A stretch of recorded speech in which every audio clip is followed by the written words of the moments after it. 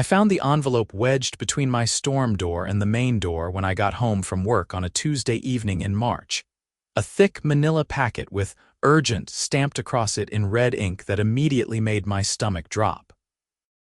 My name is David Martinez, and I've lived in the Riverside Meadows subdivision in Scottsdale, Arizona, for 6 years with my wife, Elena. We bought our 3-bedroom ranch house back in 2020, right before the market went completely insane. The neighborhood is nice enough, with its cookie-cutter homes painted in varying shades of beige and tan, manicured lawns that the HOA insists must be kept pristine, and streets named after trees that don't actually grow in the Arizona desert. But the HOA, led by a middle-aged woman named Barbara Hoffman, has always been a thorn in our side. I walked inside, tossing my keys on the kitchen counter where Elena was chopping vegetables for dinner. She looked up, her dark hair pulled back in a ponytail, her reading glasses perched on her nose even though she wasn't reading anything at the moment. That's just Elena, always prepared for the next document that might cross her path. As a forensic document examiner and handwriting expert who works with law enforcement agencies across Arizona, she's trained to notice details that most people would miss. "What's that?" she asked, nodding toward the envelope in my hand. "No idea, but it says urgent." I ripped open the seal and pulled out a thick stack of papers. The cover letter was on official HOA letterhead, and the first line made my blood run cold. "Dear Mr. Martinez, as per the contract you signed on February 15, 2026, authorizing the Riverside Meadows HOA to perform extensive landscaping renovations to your property, we are writing to inform you that work will commence on March 20th. The total cost of $17,400 will be automatically withdrawn from your account on file as stipulated in the agreement." "What the hell?" I said out loud, flipping through the pages. Sure enough, there was a contract, dated February 15th, with what appeared to be my signature at the bottom. "Elena, look at this." She wiped her hands on a towel and came around the island, taking the papers from me. Her eyes scanned the document quickly, that professional focus sliding into place like a mask. I watched as her expression changed from curious to concerned to absolutely furious in the span of about 30 seconds. "David, you didn't sign this, did you?" "No." "I've never seen this document before in my life. I sure as hell didn't authorize them to spend $17,000 on landscaping. Our yard is fine." Elena grabbed her phone and turned on the flashlight feature, holding it at an angle to the signature on the page. She pulled off her reading glasses and leaned in close, her eyes moving methodically across every curve and line. I'd seen her do this hundreds of times with documents for work, but never with something that had my name on it. "This is a forgery," she said flatly, "and not even a good one." "Are you sure?" She looked up at me with an expression that said I should know better than to question her professional opinion. "David, I've analyzed your handwriting for practice exercises. I know every quirk, every pressure point, every habit you have when you write your name. This isn't yours." She walked over to her home office, which was really just a converted corner of our living room with a desk and some specialized equipment. I followed, watching as she pulled out a magnifying glass with a built-in light and a folder containing samples of my actual signature from various documents we'd saved over the years. "Look here," she said, pointing to the forged signature. "Your natural signature has a very specific way you form the M in Martinez. You start with a high-up stroke, then create 2 peaks that are slightly uneven, with the second peak always a bit taller than the first. It's an unconscious thing you do. This forgery has 2 even peaks. Whoever did this was looking at your signature and trying to copy it, but they didn't understand the natural flow." I leaned in closer. She was right. Once she pointed it out, I could see it clearly. "And here," she continued, moving to another part of the signature. "Your D in David always has this little tail at the end where the pen lifts off the paper at a 45-degree angle. You've done it that way for as long as I've known you.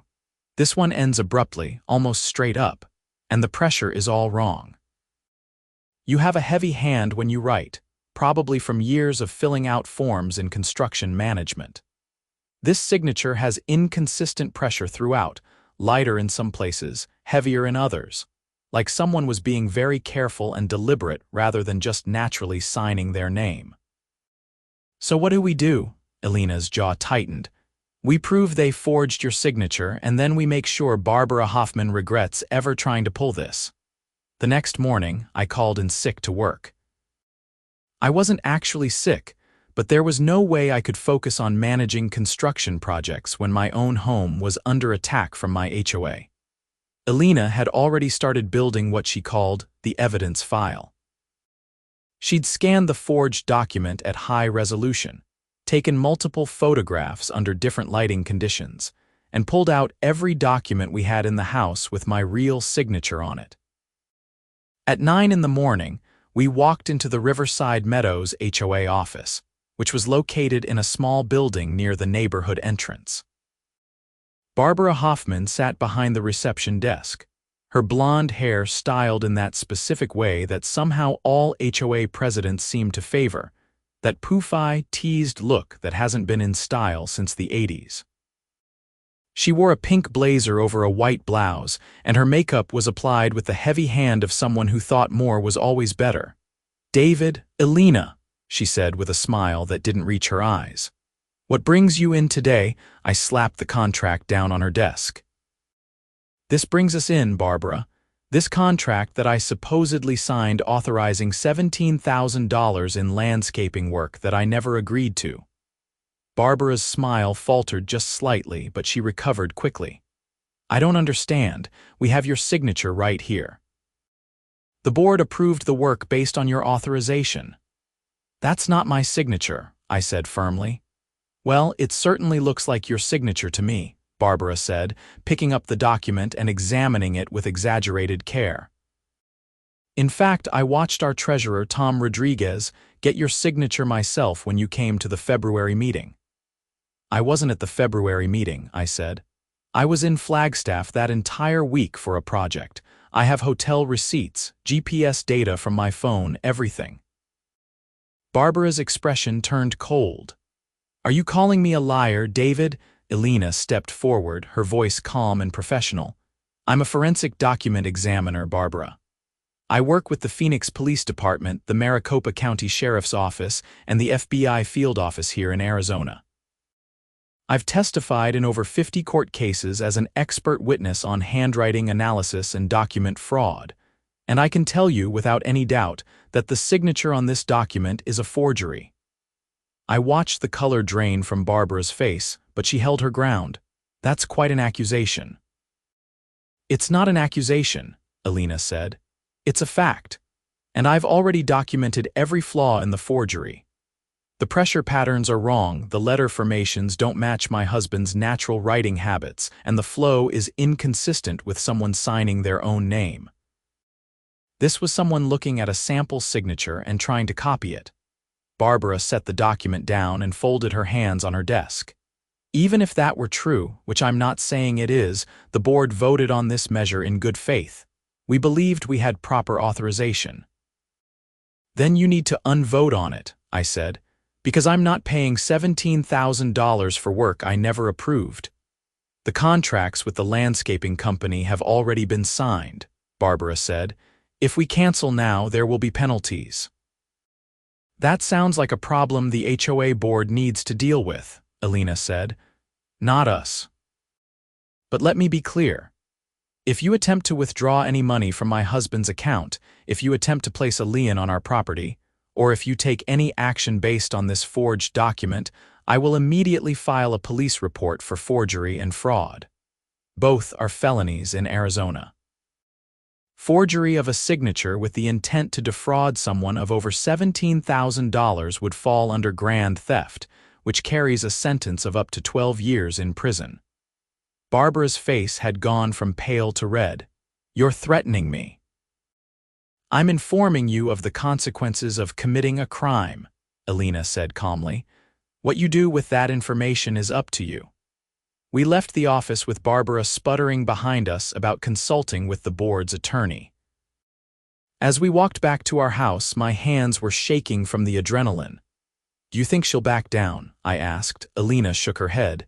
"No, people like Barbara don't back down, they double down. We need to be ready for whatever comes next."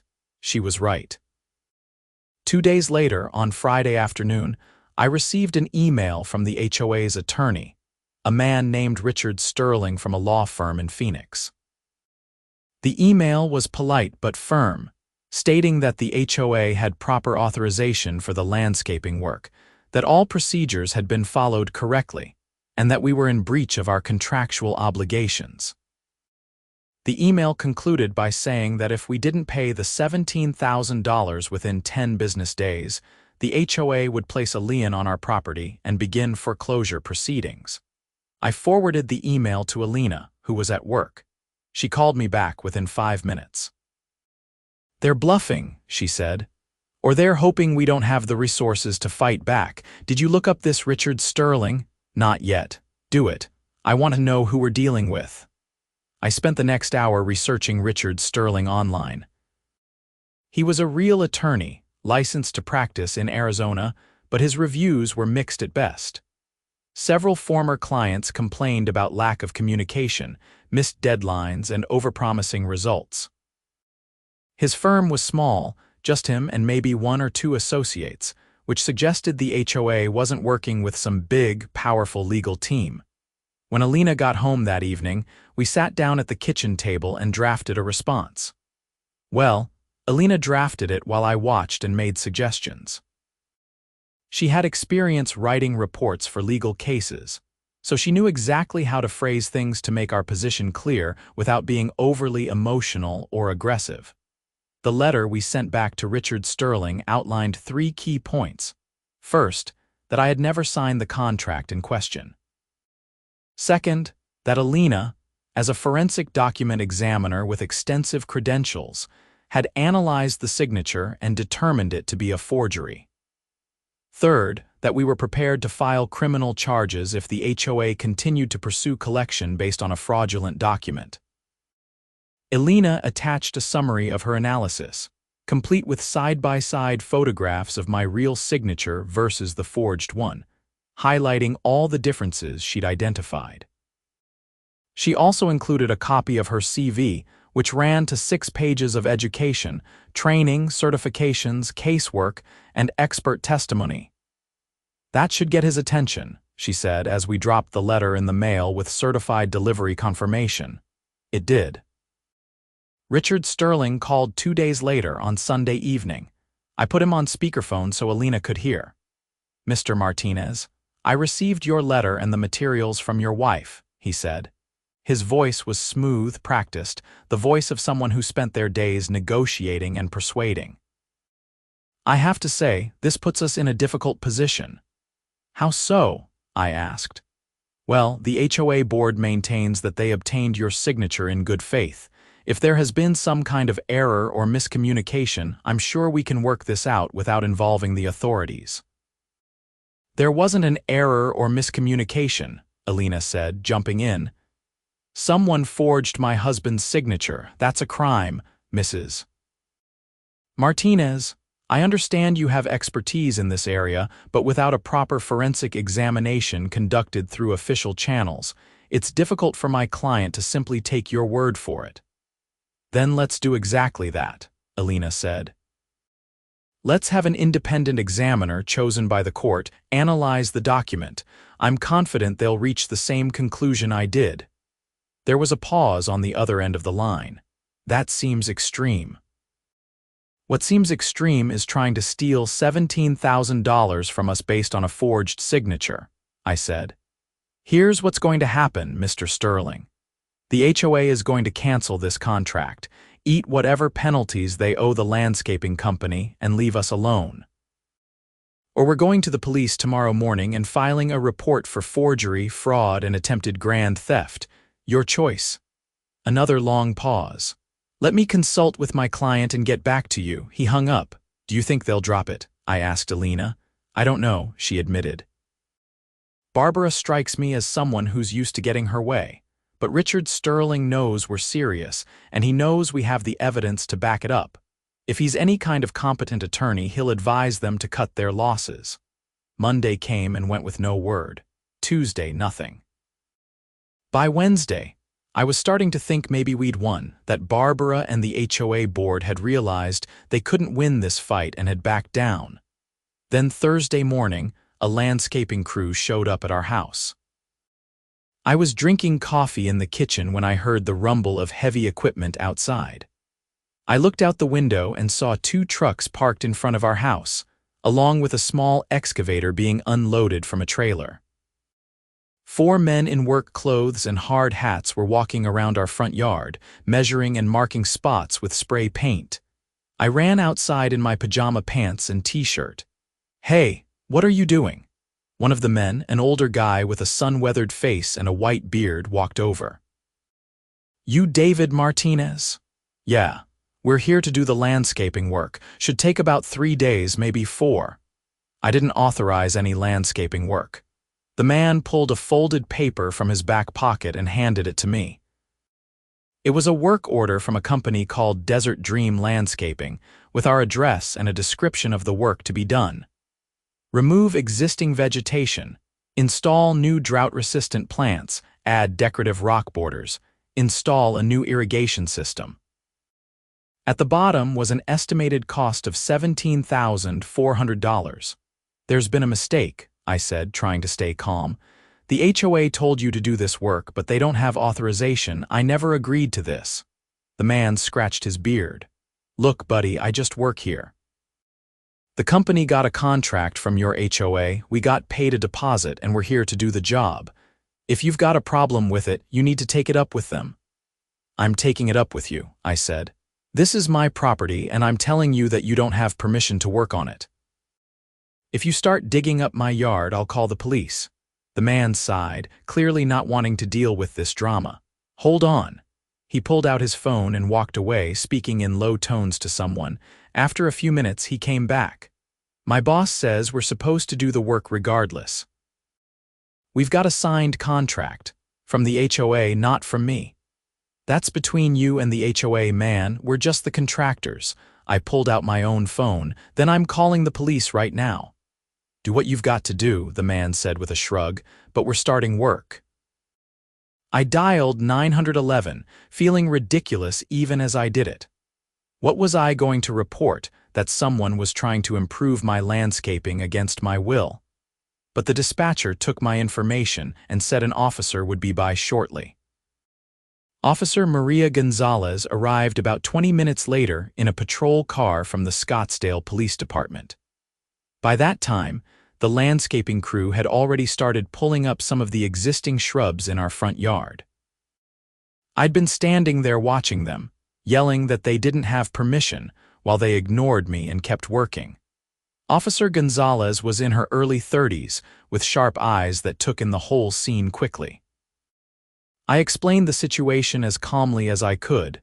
The forged signature, the unwanted work, my refusal to authorize the contract. "Do you have any documentation?" she asked. "Yes, inside. My wife has everything." Elena had already come outside when she heard the commotion. She'd called in to work to say she'd be late, and now she stood on our front porch in her professional clothes, looking like she was ready for a courtroom rather than a confrontation with landscapers. "Officer, I'm Elena Martinez," she said, walking over. "I'm a forensic document examiner. I work with law enforcement. I can show you exactly why that signature is forged."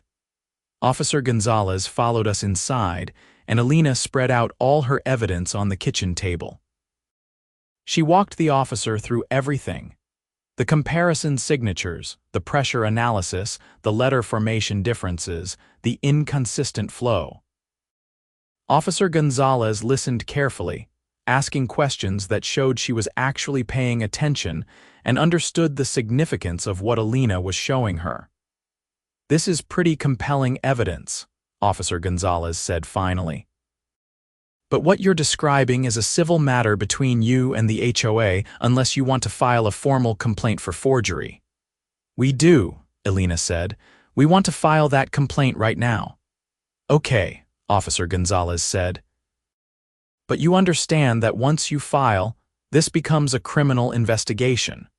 We'll need to interview people from the HOA, collect evidence, potentially make arrests if we determine a crime was committed. It's not something you can just take back if you change your mind. Elena and I looked at each other. This was the moment we'd been building toward, but saying it out loud, making it official, felt like crossing a line we couldn't uncross. We're sure, I said. Someone forged my signature to steal $17,000 from us. That's a crime and we want it investigated. Officer Gonzalez nodded. All right, let me call this in and get a detective out here. She stepped outside to make the call. Through the window, I could see the landscaping crew still working, pulling up more plants, churning up dirt with the excavator. The foreman had made it clear they weren't stopping unless someone with actual authority told them to. Officer Gonzalez came back inside. Detective James Burton from our fraud unit is on his way. He's about 15 minutes out. In the meantime, I'm going to tell the landscaping crew they need to stop work until this is sorted out. Thank you, Elena said. Officer Gonzalez went outside and spoke with the foreman. I couldn't hear what was said, but I could see the man's body language shift from annoyed to concerned as he realized this wasn't just a homeowner dispute, but an actual police matter. He made another call, and within a few minutes, his crew had packed up their tools and were loading the excavator back onto the trailer. Detective Burton arrived in an unmarked sedan, a tall black man in his 40s wearing slacks and a polo shirt with a badge clipped to his belt. He had the tired eyes of someone who'd seen every kind of scam and fraud people could dream up, but he was patient and thorough as Elena walked him through the evidence. Mrs. Martinez, Officer Gonzalez mentioned you work with law enforcement, he said. Yes, I've done work for Scottsdale PD before, though not with the fraud unit specifically. Mostly document analysis for the Detective Bureau when they need handwriting comparisons or questioned document examination. I've heard your name, Detective Burton said. You testified in that check fraud case last year, the one with the real estate agent who was stealing from escrow accounts. That's right. Your testimony helped put that guy away for 8 years. He looked down at the forged signature again. This is definitely not your husband's handwriting. I'd stake my professional reputation on it, Elena said, and I'd be happy to provide a full forensic report if needed. That would be helpful. Detective Burton took out a notebook and started asking questions. When had we first received the document? Who had we spoken to at the HOA? What had those conversations entailed? Had anyone else seen the forged signature? Had we kept all our correspondence? We answered everything, with Elena providing most of the detailed timeline since she'd been keeping meticulous records. After about 45 minutes, Detective Burton closed his notebook. Here's where we are, he said. I'm going to take custody of the original forged document as evidence. I'll need you both to come down to the station later today to give formal statements. I'm also going to need samples of Mr. Martinez's actual handwriting, multiple samples from different time periods if you have them. We have plenty, Elena said. Good. I'll open a case and start interviewing the HOA board members, starting with Barbara Hoffman. In Arizona, forgery is a Class 4 felony if the forged document is used to defraud someone of more than $3,000. Given the amount here, if we can prove who did it and that they intended to defraud you, we're looking at potential prison time. How long does this take? I asked. Depends on what we find, Detective Burton said. If someone confesses, could be quick. If people lawyer up and we have to subpoena records and build a case, could be months. But I'll be honest with you, with the evidence you've already got and with Mrs. Martinez's expertise, this is one of the stronger fraud cases I've seen in a while. Most people don't have a forensic document examiner living in their house. Elena smiled slightly at that. We got lucky in that regard. The HOA didn't, Detective Burton said. That's for sure. We spent the rest of the day at the police station, giving our statements and providing handwriting samples. By the time we got home, It was after 6 in the evening. The landscaping crew was long gone, but they'd left behind a torn-up front yard with half the shrubs removed and dirt churned up where the excavator had been working. "Great," I said, looking at the mess. "Now we've got to fix this ourselves." "Add it to the damages," Elena said. "If this goes to court, the HOA is going to be paying for a lot more than just our legal fees." Over the next week, things escalated quickly. Detective Burton worked fast, and within 3 days he'd interviewed Barbara Hoffman, Tom Rodriguez the treasurer, and 2 other board members.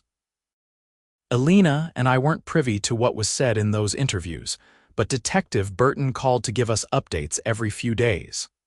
"Barbara Hoffman maintains that you signed the document at a February meeting," he told us on the phone one evening. "She says you came in, reviewed the contract, and signed it right there in front of her and Tom Rodriguez." "I wasn't even in town," I said. "I can prove it."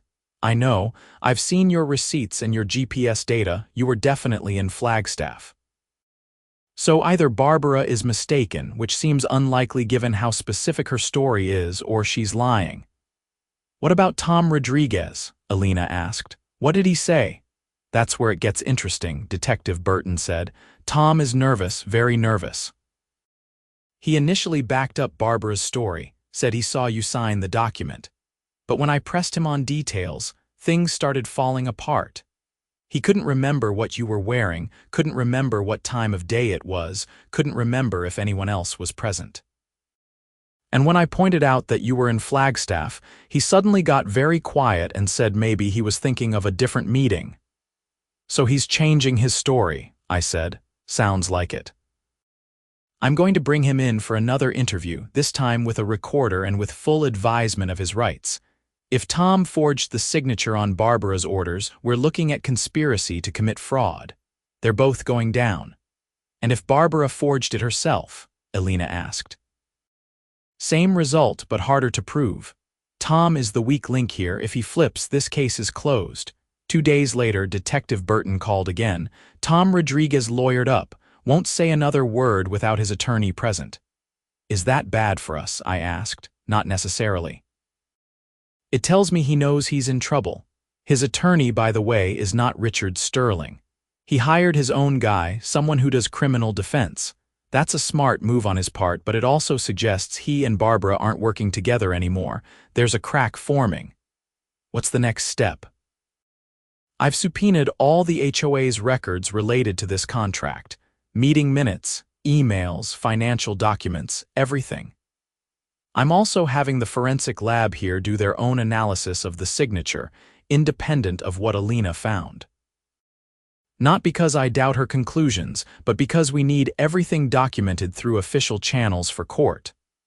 "How long will that take?" "Forensic lab is backed up, as always. Probably 2 to 3 weeks for the handwriting analysis. In the meantime, I'm building a timeline of events and gathering evidence.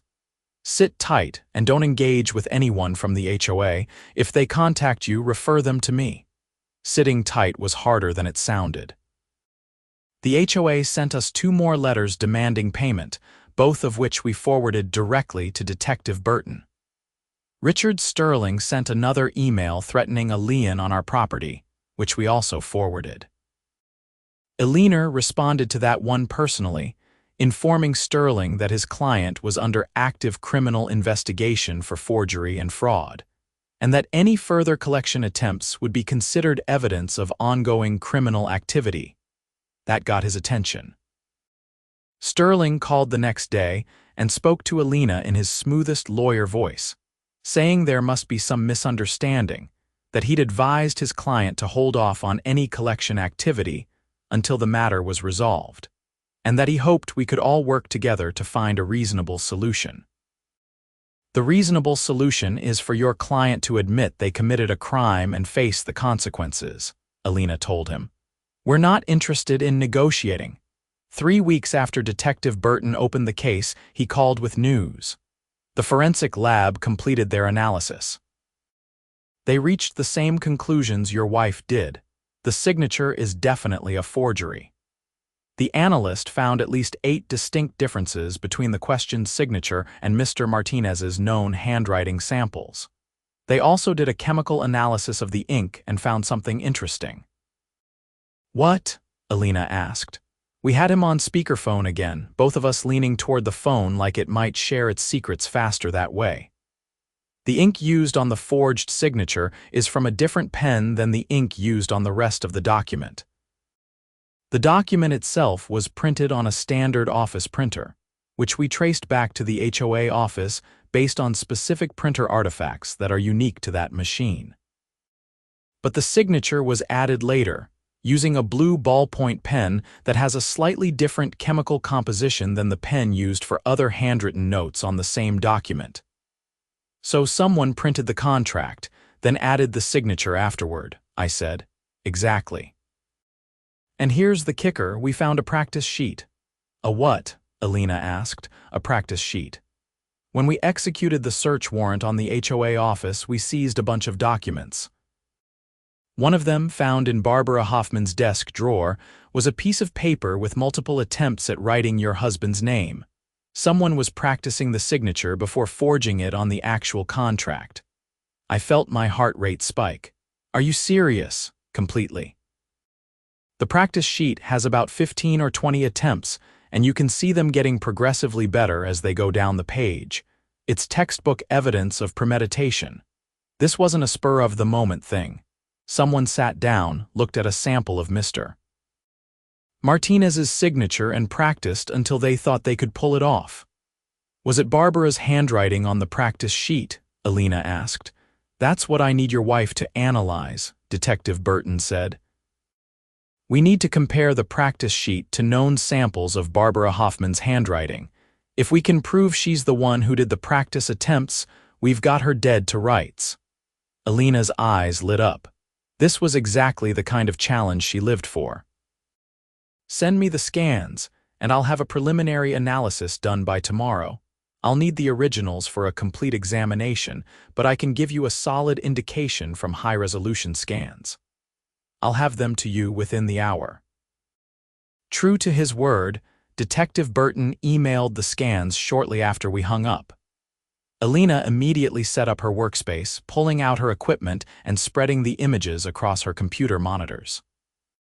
I watched over her shoulder as she zoomed in on the practice signatures, comparing them to samples of Barbara's handwriting that Detective Burton had also included. This is almost too easy, Elena muttered after about 30 minutes. Look at this. She pointed to one of the practice signatures. See this loop on the M? That's not how David forms his letters, and it's not a natural variation, but look here. She pulled up a sample of Barbara's handwriting from an HOA meeting minutes document. Barbara makes that exact same loop when she writes her own M letters. She's trying to copy David's signature, but her own writing habits are bleeding through. So it was Barbara who did it. I need to do more analysis to say so definitively in a report, but yes, I'm confident this practice sheet was written by Barbara Hoffman. And there's more. She zoomed in on another section. See the pressure patterns? Barbara has a very light touch when she writes, probably from years of writing with fountain pens or markers. These practice attempts show that same light pressure, even though she's trying to mimic David's heavier hand. You can't easily change your natural pressure patterns. They're deeply ingrained muscle memory. She worked for another 2 hours, documenting everything she found. By the time she finished her preliminary report, it was past midnight, but she sent it off to Detective Burton with a note that she was confident in her findings and would be happy to testify. The next morning, Detective Burton called before I'd even finished my first cup of coffee. Elena's report is exactly what we needed. I'm bringing Barbara Hoffman in for questioning this afternoon. I'm also going to bring in Tom Rodriguez again. With this evidence, I'm betting one of them is going to break. What happens if they don't? I asked. Then we charge them both and let the prosecutor's office sort it out. But my money is on Tom. He's already wavering, and once he sees the practice sheet and hears Elena's analysis, he's going to realize there's no way out for Barbara. If he's smart, he'll distance himself and cooperate with the investigation. Detective Burton was right. That evening, he called to tell us that Tom Rodriguez had flipped. Tom admitted everything, Burton said. Barbara approached him about 2 months ago with a scheme. The HOA's budget was in bad shape because of some investments that went south. Barbara had convinced the board to put reserve funds into some kind of cryptocurrency that tanked, and they lost about $60,000. Jesus, I said. Yeah. Barbara was desperate to cover it up before the annual meeting, where the members would see the financial reports. She came up with this plan to force high-cost projects on homeowners who she thought wouldn't fight back. Your house was first on the list. She figured she'd get your $17,000, then move on to other houses with different excuses. She'd use the money to replenish the reserves, and no one would ever know about the cryptocurrency disaster. But I fought back, I said.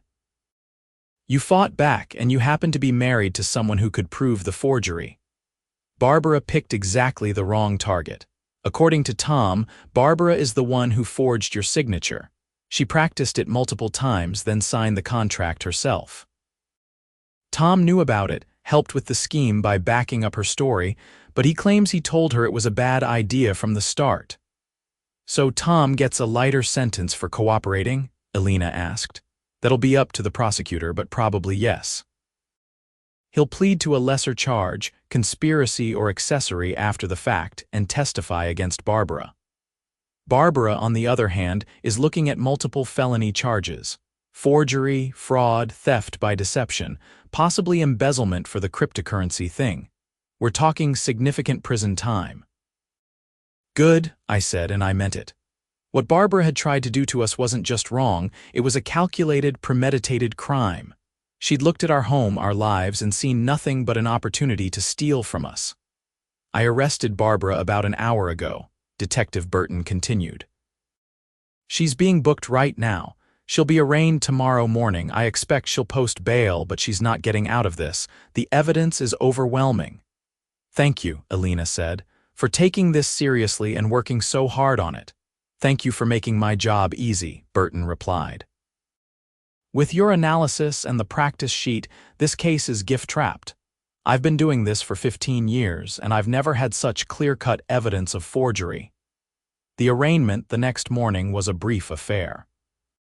Elena and I sat in the courtroom and watched as Barbara Hoffman, looking nothing like the confident HOA president we'd argued with weeks earlier, stood before the judge in an orange jumpsuit. Her hair was no longer perfectly styled, and her face was puffy, like she'd been crying. The prosecutor, a stern woman named Angela Chen from the Maricopa County Attorney's Office, read the charges. 1 count of forgery, 1 count of fraud, 1 count of attempted theft, and 3 counts of embezzlement related to the cryptocurrency investment. Barbara's attorney, a different lawyer than Richard Sterling now, entered a plea of not guilty, and the judge set bail at $50,000. Barbara's husband, a quiet man I'd seen around the neighborhood but never really spoken to, posted the bail. Barbara walked out of the courthouse a few hours later, but her life as she'd known it was over. The HOA board held an emergency meeting and voted unanimously to remove her as president. Tom Rodriguez also resigned, effective immediately. Over the next few months, the legal process ground forward. Barbara's attorney tried to negotiate a plea deal, but Angela Chen wasn't having it.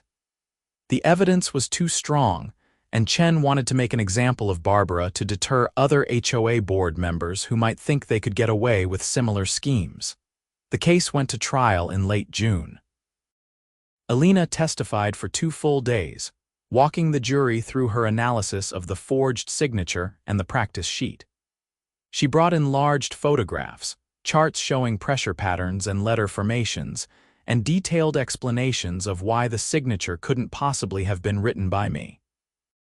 The jury, composed of regular people who owned homes and dealt with their own HOAs, ate it up.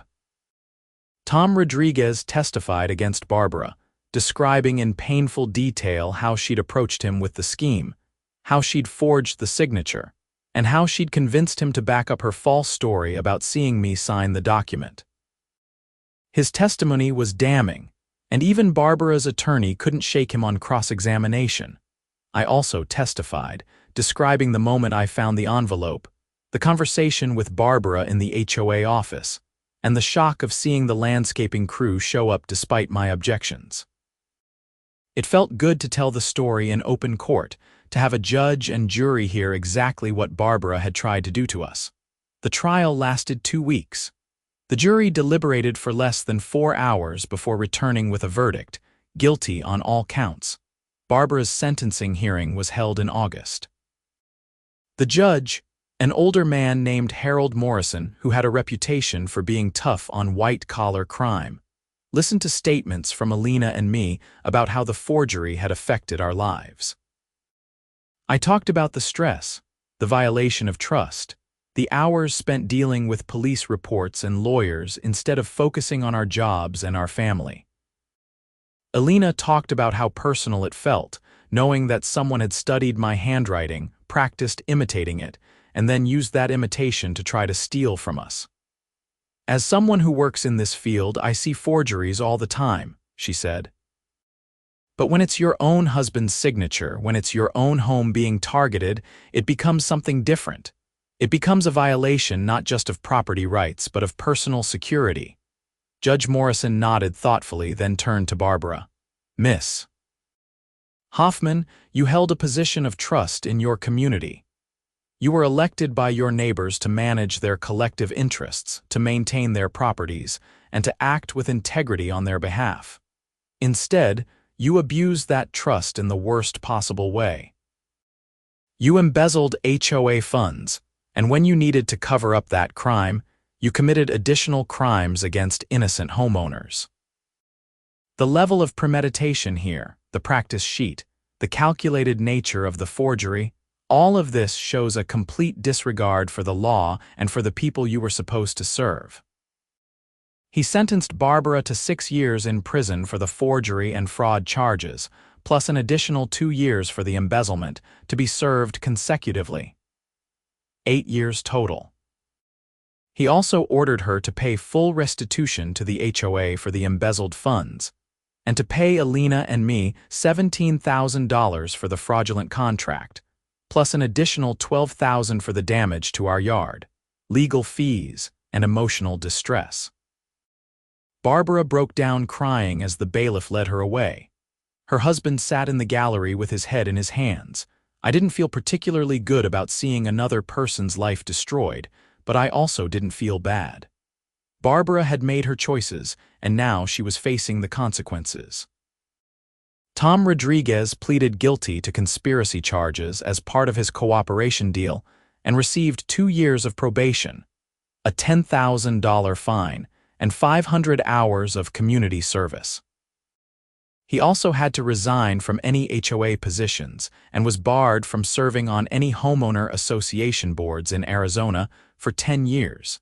The HOA itself went through a complete overhaul. An emergency election was held, and an entirely new board was voted in.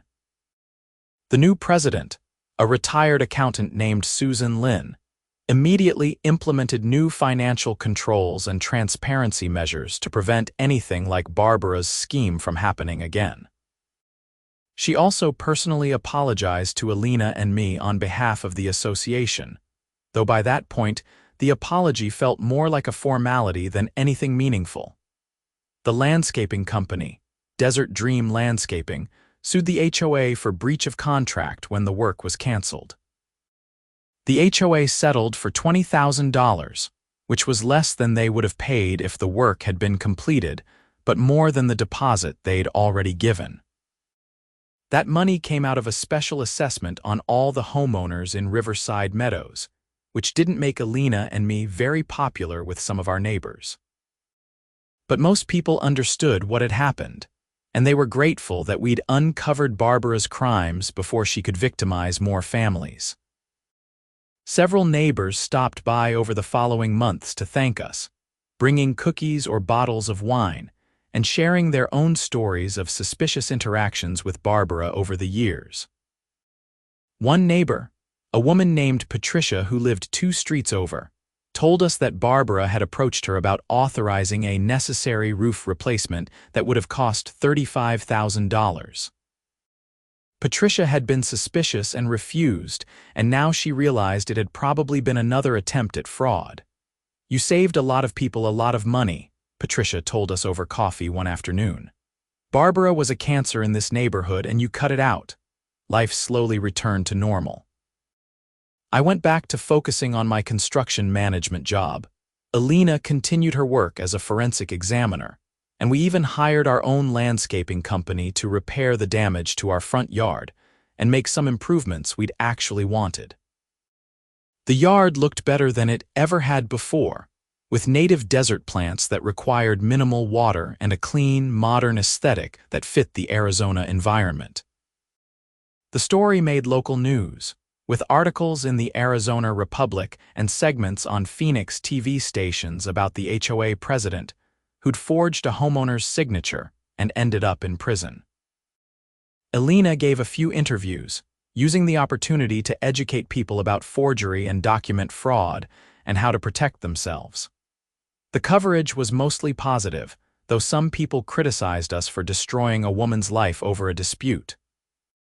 Those critics didn't understand, or didn't want to understand, that this was never just a dispute.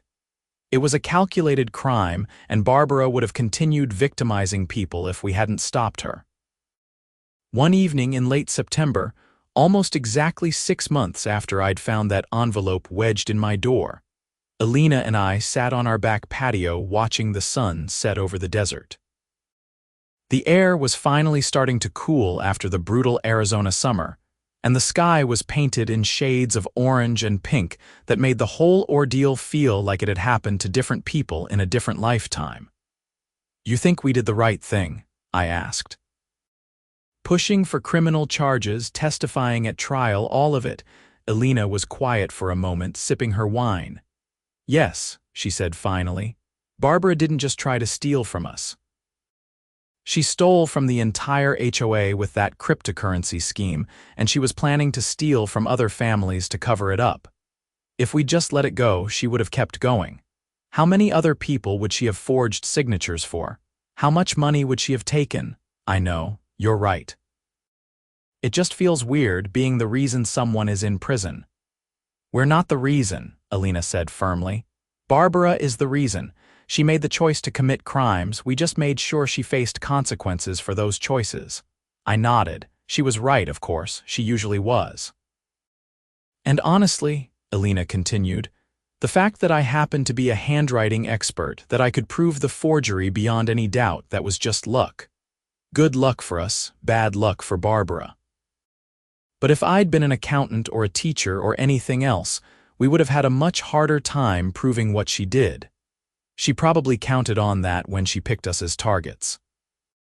She thought we'd just be another couple of homeowners who'd complain but ultimately pay up because fighting would be too hard." "She definitely picked the wrong house," I agreed. Elena smiled. "Yeah, she did, and you know what? I'm glad we fought. I'm glad we didn't just pay the money to make it go away, because someone needed to stand up to people like Barbara, and I'm proud that it was us." We sat there as the sun finished its descent below the horizon, the desert cooling around us, and I felt something I hadn't felt in months: peace. The fight was over. The bad guy was in prison. Justice had been served. Our lives could move forward. The HOA sent us a check for the full restitution amount in October, money that Barbara had been ordered to pay but which the HOA covered immediately to avoid further legal complications. We used some of it to take a long weekend trip to San Diego just to get away and decompress. The rest went into savings, a reminder that sometimes standing up for yourself, even when it's hard and scary and uncertain, pays off in more ways than just money. I never saw Barbara Hoffman again after the sentencing hearing. I heard through the neighborhood grapevine that her husband divorced her while she was in prison, that her adult children stopped visiting after the first few months, that she was alone in there with nothing but time to think about what she'd done. Part of me felt bad about that. Part of me remembered the woman in the pink blazer at the HOA office, so confident and self-assured, and wondered what had led her down the path to embezzlement and forgery. Had it been greed, desperation, a combination of both? I'd never know, and ultimately it didn't matter. She'd made her choices, and those choices had consequences. The new HOA board operated with a level of transparency and professionalism that was almost shocking after years of Barbara's regime. Meeting minutes were published online promptly after every meeting. Financial reports were detailed and clear. When they needed to raise dues to cover the settlement payment and replenish reserves, they held multiple town halls to explain exactly why and where the money was going. Susan Lynn, the new president, ran the HOA like an actual business rather than a personal fiefdom. It was refreshing, and it reminded me that the idea of an HOA of neighbors coming together to maintain shared spaces and standards wasn't inherently bad. It was just that sometimes the wrong people ended up in charge, and when that happened, you had to be willing to fight back. Elena framed one of the news articles about the case and hung it in her home office, not as a trophy but as a reminder. "This is what happens when you don't let bullies win," she told me when I asked about it. "This is proof that standing up for yourself matters." She was right. In a world where it often feels like the powerful get away with everything, where corporations and institutions and people in authority seem untouchable, we'd proven that justice could still work. It wasn't easy, it wasn't quick, and it required expertise and determination and more than a little luck. But it worked. As the holidays approached and we started planning for a new year, I found myself grateful for a lot of things. I was grateful for Elena and her incredible skills that had made all the difference. I was grateful for Detective Burton and his thorough investigation. I was grateful for Angela Chen and her refusal to accept a plea deal that would have let Barbara off easy. And I was grateful for our neighbors, the ones who supported us and understood why we'd done what we'd done. But mostly, I was grateful that we'd trusted our instincts. When that envelope showed up with the forged signature, we could have just paid the money. $17,000 was a lot, but it wouldn't have bankrupted us. We could have chalked it up to a bad situation and moved on. But we didn't. We fought back, and in doing so, we not only protected ourselves but potentially saved dozens of other families from becoming Barbara's next victims. The story became something of a legend in Riverside Meadows. New homeowners would hear about it during their orientation meetings with the HOA.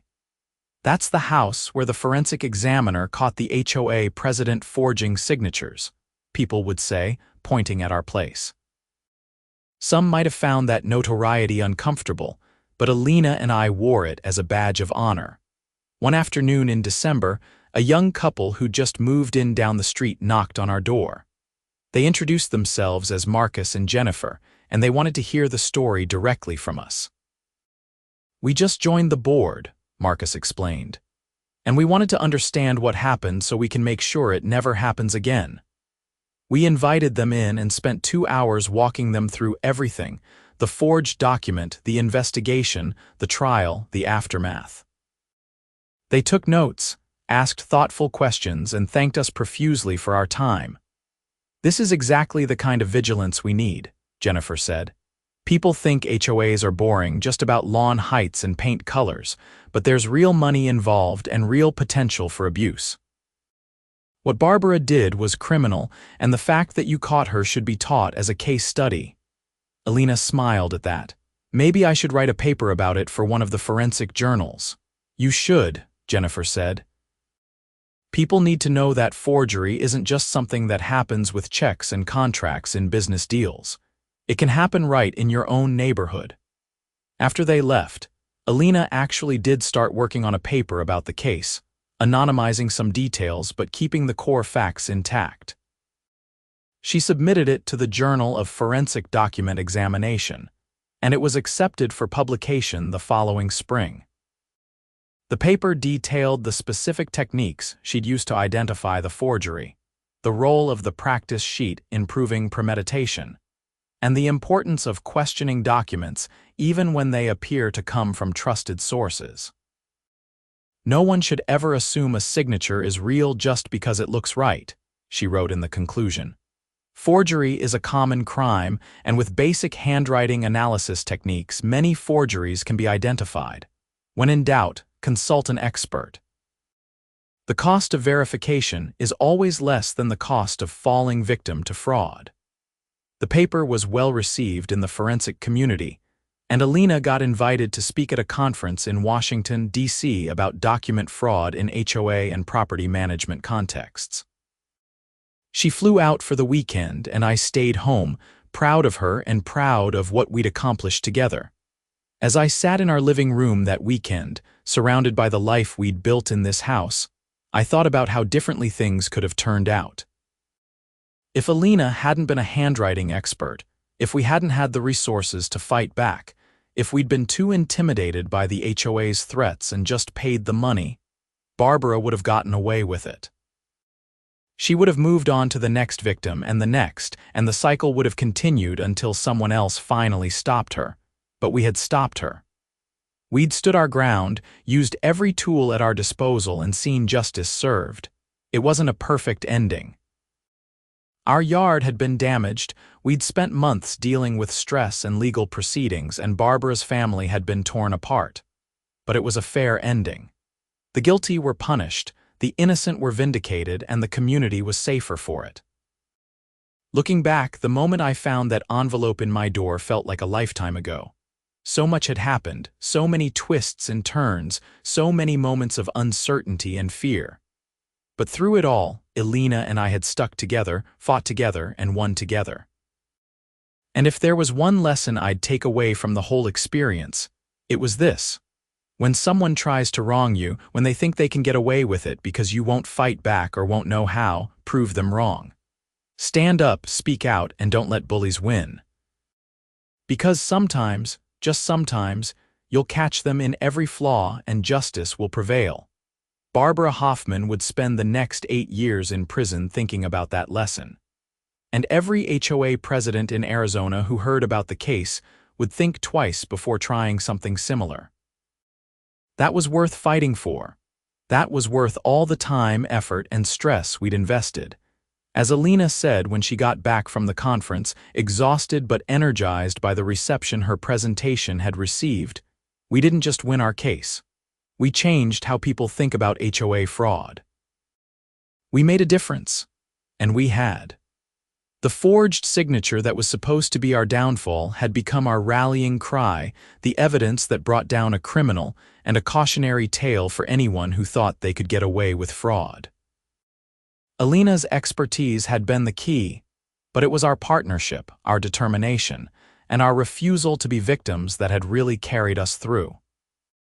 The story of the HOA president who forged a signature and got caught by a handwriting expert became the story of two people who stood up for themselves and won.